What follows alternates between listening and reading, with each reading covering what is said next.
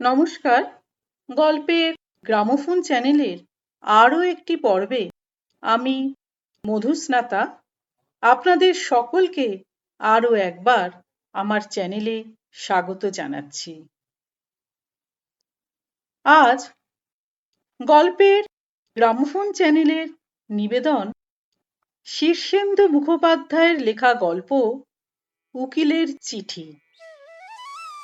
গল্পটি শুনুন। আপনাদের যদি আমার পাঠ করা এই গল্পটি ভালো লাগে তাহলে অবশ্যই আপনারা আমার এই চ্যানেলটিকে লাইক, শেয়ার এবং সাবস্ক্রাইব করে নেবেন। আর পাশে থাকা বেল আইকনটিকেও প্রেস করে দেবেন, তাহলে প্রতিবারই নিত্য নতুন গল্পের নোটিফিকেশন আপনাদের কাছে সবার আগেই পৌঁছে যাবে। শুরু করছি আজকের গল্প পাঠ। ও মিছরি, তোর নামে একটা উকিলের চিঠি এসেছে, দেখ গে যা। এই বলে মিছরির দাদা রীতিশ টিয়ার ঝাঁক তাড়াতে ক্ষেতের মধ্যে নেমে গেল। গোসাবা থেকে দুই নৌকো বোঝায় লোক এসেছে অসময়ে। লাট এলাকার ভিতর বাগে কোনো বিষয় করবে যাবে সব। এই অবেলায় তাদের জন্য খিচুড়ি চাপাতে বড় কাঠের উনুনটা ধরাতে বসেছিল মিছরি। কেঁপে উঠল। তার ভরন্ত যৌবন বয়স, মনটা সবসময় অন্য ধারে থাকে, শরীরটা এই এখানে।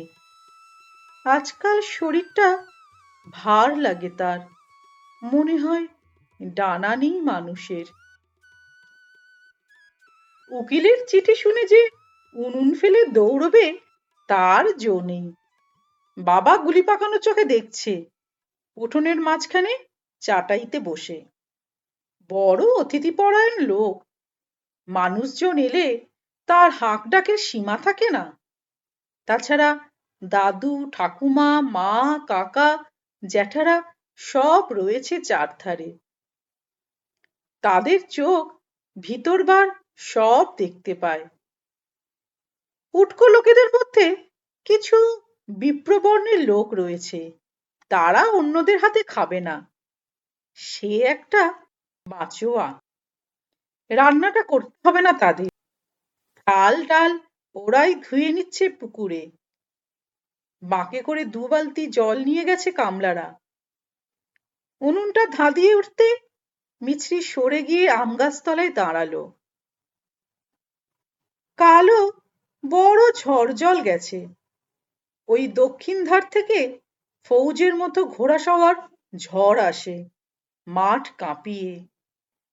মেঘ দৌড়ই, ডিমের মতো বড় বড় ফোঁটা চটাস ফটাস ফাটে চারধারে।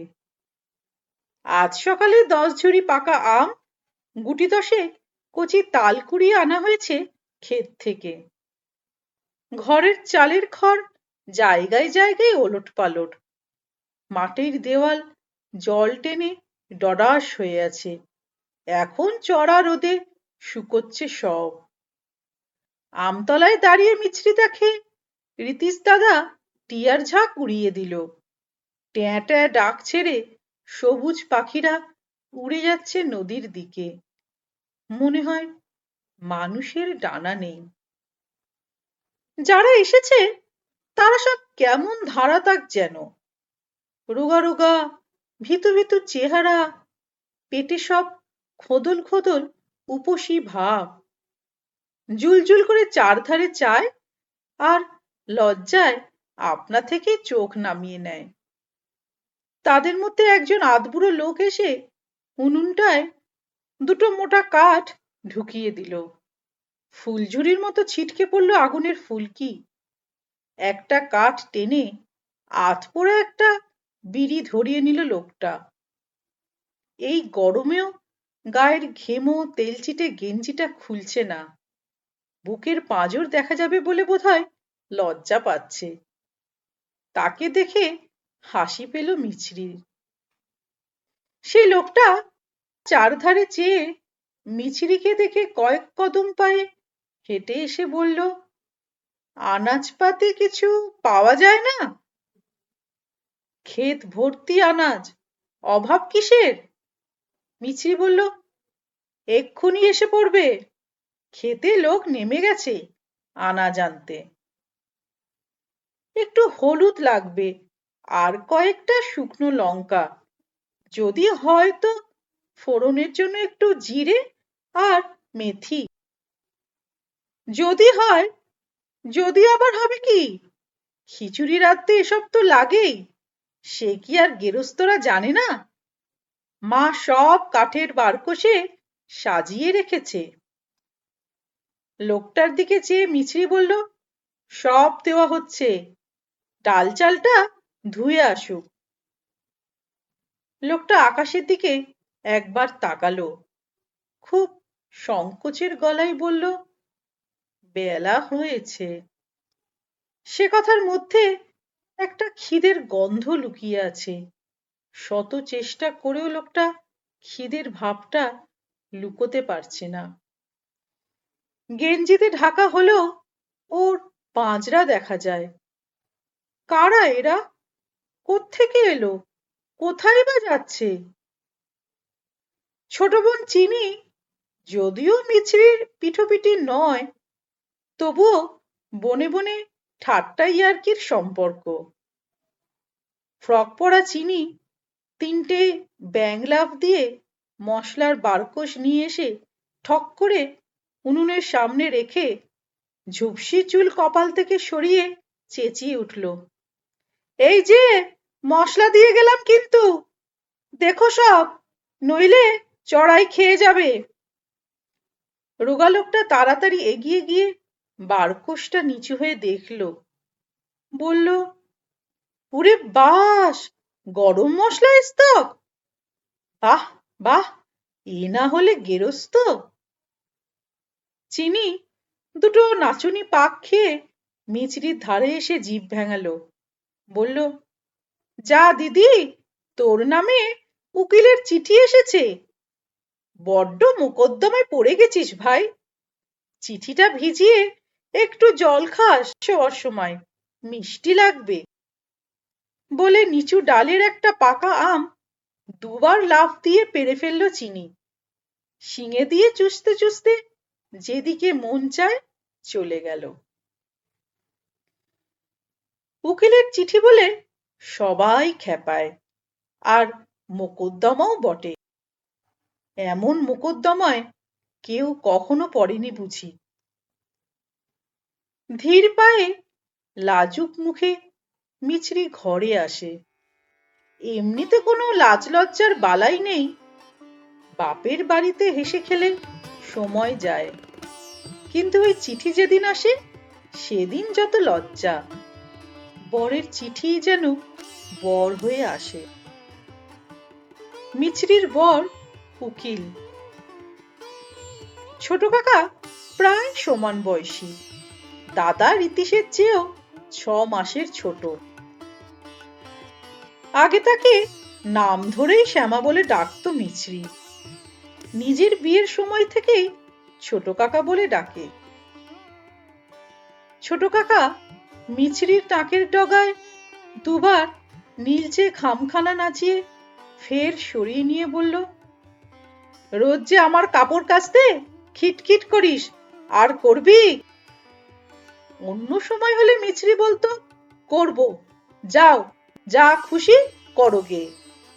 এখন তা বলল না, একটু হেসে বলল, কাপড় কাচতে খিটখিট করব কেন? তোমার নস্যির রুমাল বাবু ও কাচতে বড় ঘেন্না হয়। ইহ, ঘেন্না! যা তাহলে, চিঠি খুলে পড়ে সবাইকে শোনাবো। আচ্ছা আচ্ছা, কাচবো। আর কি কি করবি সব বল এই বেলা? বৌদি রান্না করে মরে, তুই একেবারেই এগোস না, পাড়া বেড়াস, আর হবে সেরকম? না। দুপুরে আমার নাক ডাকলে আর চিমটি কাটবি? মাইরি না, মনে থাকে যেন। বলে ছোট কাকা চিঠিটাকে বলল, এহ, আবার সুগন্ধি মাখিয়েছে। বলে কাকা চিঠিটা ফেলে দিল সামনে। পাখির মতো উড়ে চিঠিটা তুলে নিয়ে মিছরি এক দৌড় বাগানে। কত কষ্ট করে এতদূর মানুষ আসে, চিঠি আসে, রেলগাড়িতে ক্যানিং, তারপর লঞ্চে গোসাবা, তারপর নৌকোয় বিজয়নগরের ঘাট, তারপর হাঁটা পথ। কত যে দূর, কত যে ভীষণ দূর। খামের ওপর একধারে বেগুনি কালিতে রবার স্ট্যাম্প মারা। কালি জেবড়ে গেছে, তবু পড়া যায়। From Basanta Middar, বিএলএলবি, advocate. আর বাংলায় মিছরির নাম ঠিকানা লেখা অন্য ধারে। রবার স্ট্যাম্পের জায়গায় বুঝি এক ফোঁটা গোলাপ গন্ধি আতর ফেলেছিল। সুবাস বুক ভরে নিয়ে বড় যত্নে, যেন ব্যথা না লাগে এমন ভাবে খামের মুখ ছিলল মিছরি। এ সময়টায় তাড়াতাড়ি করতে নেই। অনেক সময় নিয়ে নরম হাতে নরম চোখে সব করতে হয়। মা ডাকছে, ও মিছরি, আনাজ তুলতে বেলা গেল, লোকগুলোকে তাড়া দে। বিপিনটা কি আবার গাজা টানতে বসে নাকি দেখ। বড় বিরক্তি। লোকগুলোর সত্যিই খিদে পেয়েছে। আকাশ মুখ চেয়ে উঠোনে হাবাতের মতো বসে আছে সব। তাদের মধ্যে যারা একটু মাতব্বর, তারা বাবুর সঙ্গে এক চাটাইতে বসে কথাবার্তা বলছে। রান্নার লোকটা বিশাল কড়া চাপিয়ে আধ-সেরটা তেল ঢেলে দিল। মিছরি খেতে নেমে গিয়ে কুহুস্বরে ডাক দিল, বিপিনদা, তোমার হলো? রান্না যে চেপে গেছে। অড়হর গাছের একটা শাড়ির ওপাশ থেকে বিপিন বলে, বিষটা মদ্য খাবে, কম তো লাগবে না, হুট বলতে হয়ে যায় নাকি? যাচ্ছি, বলগে হয়ে এলো। মিছরি চিঠিটা খোলে। নীল রুলটানা প্যাডের কাগজ। কাগজের ওপর আবার বসন্ত মিদ্দার এবং তার ওকালতির কথা ছাপানো আছে। নিজের নাম ছাপা দেখতে লোকটা বড় ভালোবাসে। হুট করে চিঠি পড়তে নেই। একটু থামো, চারদিক দেখো, খানিক অন্য মনে ভাবো, তারপর একটু একটু করে পড়ো। গেঁয়ো মানুষ যেমন করে বিস্কুট খায়, যত্নে ছোট্ট ছোট্ট কামড়ে। চিঠি হাতে তাই মিছরি একটু দাঁড়িয়ে থাকে। সামনের মাঠে একটা ছোট্ট ডোবায় কে একজন কাদামাখা পা ধুতে নেমেছিল। জলে নাড়া পড়তেই কিলবিলিয়ে 100 জোঁক বেরিয়ে আসে।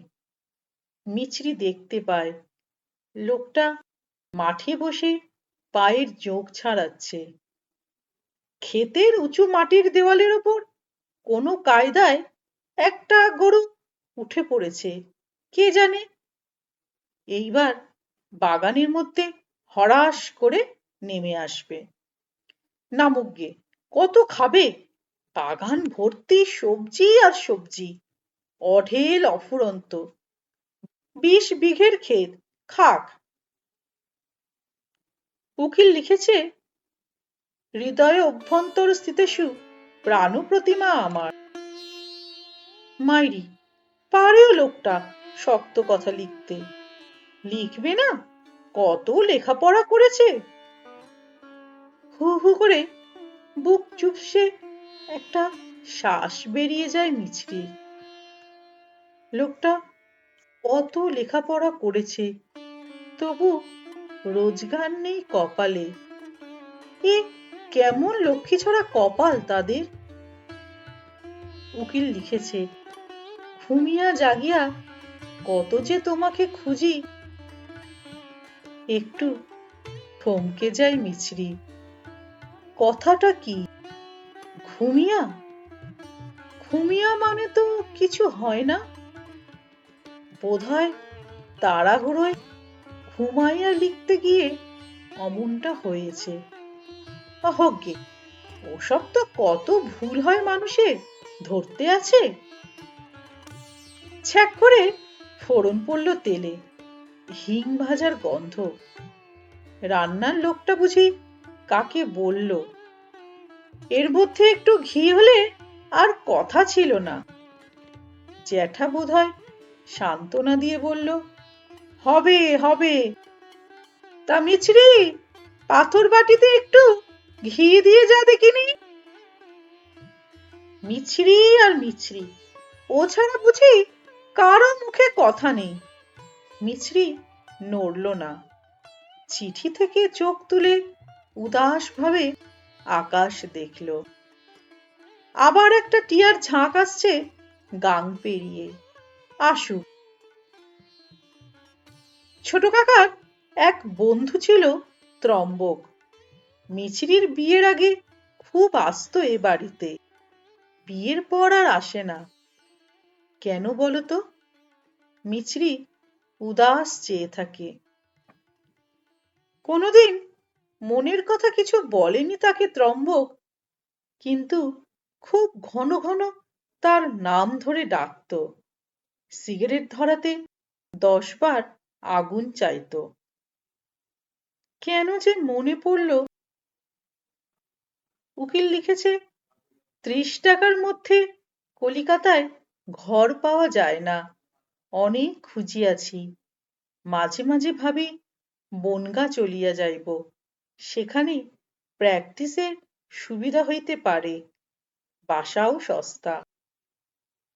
তাই যদি যেতে হয় তো যাও, আমি আর পারি না। বিয়ের পর 1 বছর 4 মাস হলো ঠিক। আর কি পারা যায় বলো উকিল বাবু? তোমার পাষাণ হৃদয়, তার উপর পুরুষ মানুষ, লাফঝাপ করে তোমাদের সময় কেটে যায়। আর আমি মেয়ে মানুষ, লঙ্কা গাছে জল ঢেলে কি বেলা কাটে আমার বলো? চোখের নোনা জলে নোনা গাঙে জোয়ার ফেলে দিই রোজ। উকিল বাবু, পায়ে পড়ি। খিচুড়িতে আলু, কুমড়ো, ঢেঁড়স, ঝিঙে, পটল সব ঢেলে দিয়ে রোগা বামুনটা আম গাছের তলায় জিরেন নিচ্ছে।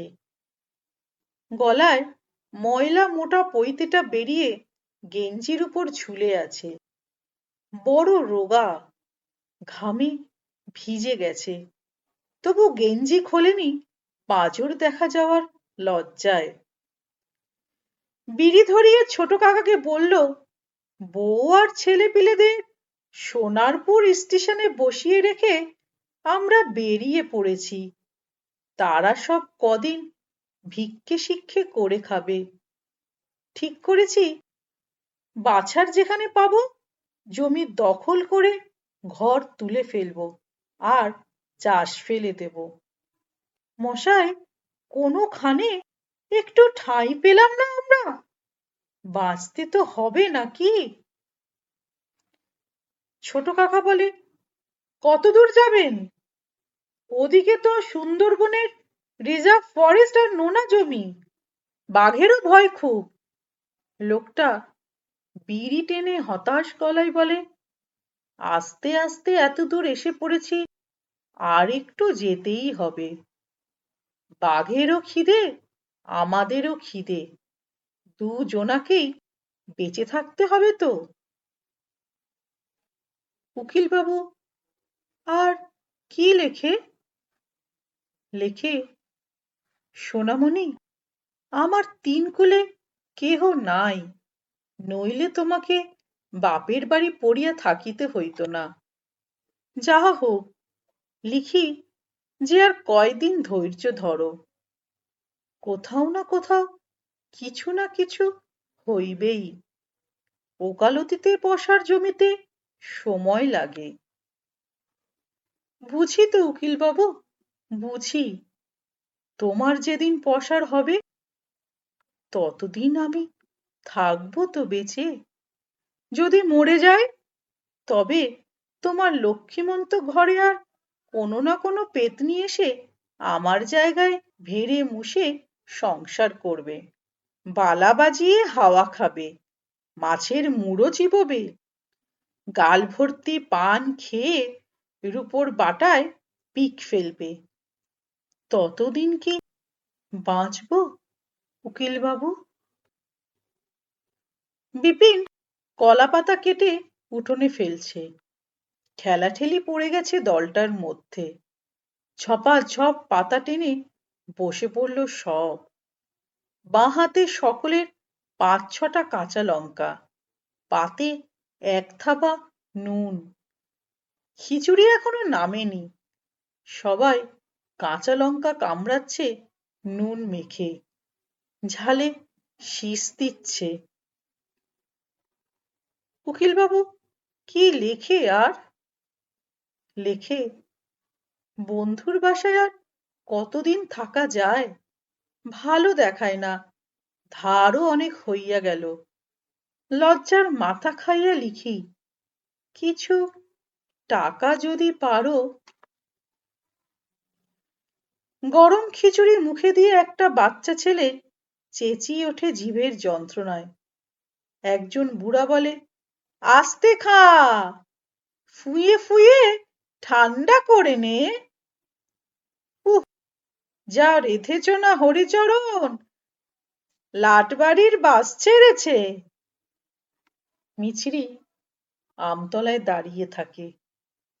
বেলা হেলে গেছে, গাছতলায় আর ছায়া নেই, রোদের বড় তেজ। দলের মাতব্বর জিজ্ঞেস করে মিছরির বাবাকে, ওদিকে কি কোনো আশা নেই মশাই? হ্যাঁ, এত কষ্ট করে এত দূর এলাম। মিছরি ঘরে চলে আসে। চোখ জ্বালা করছে, বুকটায় বড় কষ্ট। পড়ন্ত বেলায় মিছরি তার উকিলকে চিঠি লিখতে বসে, আশা হারাইও না, পৃথিবীতে অনেক জায়গা আছে। গল্পটি এখানেই শেষ হলো। আশা করছি এই গল্পটি আপনাদের ভালো লেগেছে। আপনাদের যদি এরকমই নিজস্ব পছন্দের কোনো লেখকের লেখা বিশেষ কোনো গল্প শুনতে ইচ্ছে করে, তাহলে অবশ্যই আপনারা আমাকে সেটি কমেন্ট করে জানাবেন। এছাড়াও আপনাদের যদি নিজস্ব লেখা কোনো গল্প থাকে যেটি আপনারা সমস্ত শ্রোতাবৃন্দের সামনে তুলে ধরতে চান, তাহলে আমাকে আপনারা সেই গল্পটি পাঠিয়ে দেবেন। ডেসক্রিপশন বক্সে আমার ইমেল আইডি আছে, সেই ইমেল আইডিতে গল্পটি আপনারা আমাকে পাঠিয়ে দিতে পারেন। তবে এমন কোনো গল্প পাঠাবেন যেই গল্পটি আমি সকল শ্রোতাবৃন্দের সামনে পাঠ করতে পারি। গল্পের গ্রামোফোন চ্যানেলের গল্পগুলি ছোট থেকে বড় সমস্ত বয়সী শ্রোতারাই শুনে থাকেন। তাই আপনারা যে গল্পগুলি আমাকে পাঠাবেন সেই বিষয়টি অবশ্যই মাথায় রাখবেন যে গল্পটি যেন সমস্ত বয়সী শ্রোতার শোনার উপযুক্ত হয়। খুব শিগগিরই আমি হাজির হব আরেকটি সুন্দর গল্প নিয়ে গল্পের গ্রামোফোন চ্যানেলের পরবর্তী পর্বে। ততদিনে সকলে ভালো থাকবেন, সুস্থ থাকবেন। নমস্কার।